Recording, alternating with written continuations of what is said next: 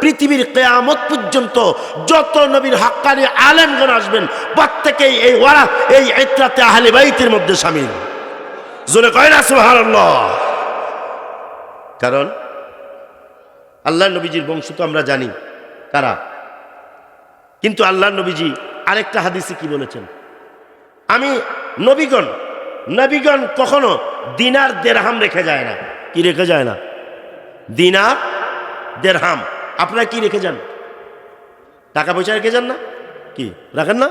ধন সম্পদ রাখেন না সন্তানের জন্য?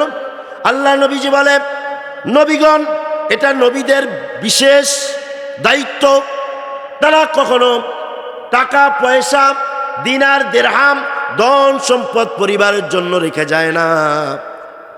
তাদের কোনো ওয়ারিস এই সূত্রে নাই। আল্লাহ নবীজি বলেন নবীগণ রেখে যায় তাদের ইলমি ওয়ারিস। কি ওয়ারিস?